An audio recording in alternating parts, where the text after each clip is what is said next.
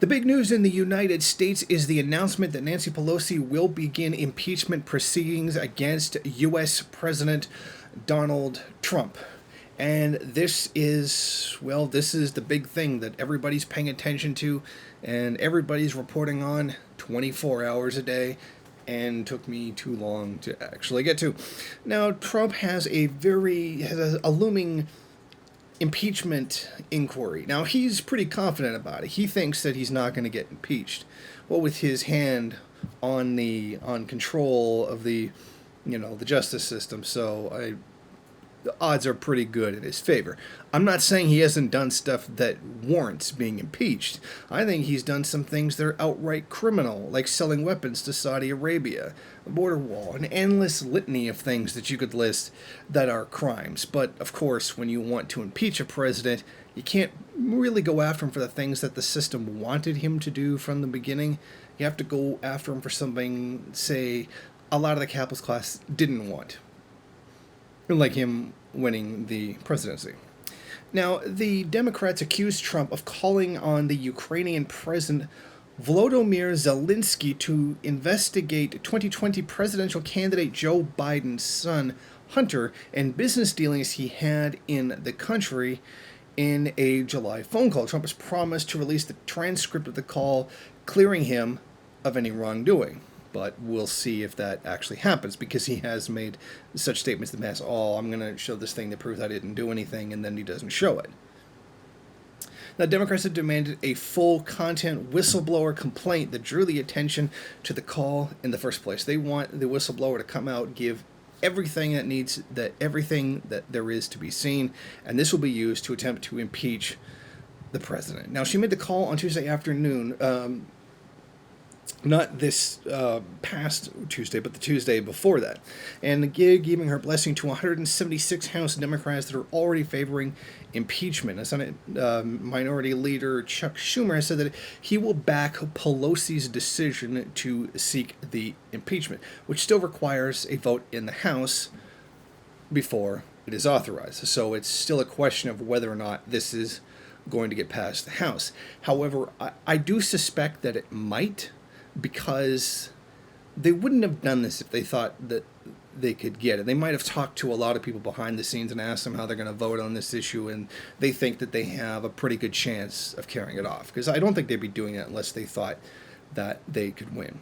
Now, this, of course, follows on the tails of the Mueller report, which essentially said that there was no collusion inside of the election, and to this day, there has been not a shred of evidence that Russia had involved itself inside the U.S. election, which is really funny considering the United States interferes in other people's countries all the time, so that even if Russia had, they would have absolutely no right to complain whatsoever. Now, I personally think that much of this impeachment stuff is coming up because a lot of the capitalist class is probably very tired of Trump's antics. It's very clear that Trump doesn't have a solid foreign policy vision. He just does whatever he feels at that particular time of the day. And this creates a great uncertainty. Oh, we can have negotiations. No, we can't have negotiations. Oh, we should probably go to war. We don't want war. And can usually go through all those in a single day. Well, this is not what the capitalist class likes. This is creating uncertainty. And capitalism doesn't like uncertainty. They like certainty in order for them to plan investments, etc.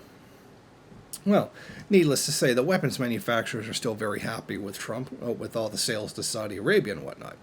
Now, on the other end, the stock market gets thrown into quite a bit of chaos because of him. He just puts out a simple tweet, and things go down to the greatest level, or they go up to the greatest level simply by the whims of the president. I wouldn't be surprised if he was doing this just to exercise power, to flex on people, to be perfectly honest. So I think that with this, and you combine with the tariffs aren't just hurting the little farmers. They're hurting the big factory farms, too. And I think that's something a lot of people aren't talking about. They're just talking about the little mom and pop farms, but the big factory farms, the ones that make up most of the farming in the United States, they're getting hammered by these tariffs, this tariff war with China as well. and they're not happy with it. They're losing a lot of money. I mean, the bailouts that the U.S. government is giving farmers is a pittance compared to what they could be making if they could just do business like they want to do.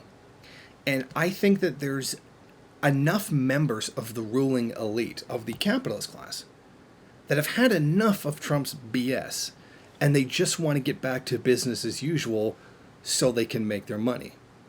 Now, despite the fact that there are divisions among the capitalist class and they want different things, there is a general consensus for stability so that they can plan investments, etc. And Trump is antithetical to that. I think that they just have reached their limit and they want rid of him. They don't want him to have another term as president when there won't be any real consequences to his actions because he doesn't have to run. He can't run a third time. So he's going to be even crazier than he is now. So I think that's the real motivating force behind this. I don't doubt that there are a lot of Democrats that are just very angry that Hillary Clinton didn't win, and a lot of them are very in a very petty mode trying to get rid of him. But there are very real reasons why the capitalist class want to get rid of him because of all the uncertainty that he's causing. And I think that that's an aspect of this that we all do need to look at. Thank you for watching. If you like this program, then please head over to my Patreon page and set up a monthly donation. It's your donations that keep this program running. Also, if you would like, please rate, comment, subscribe, and share in various social media.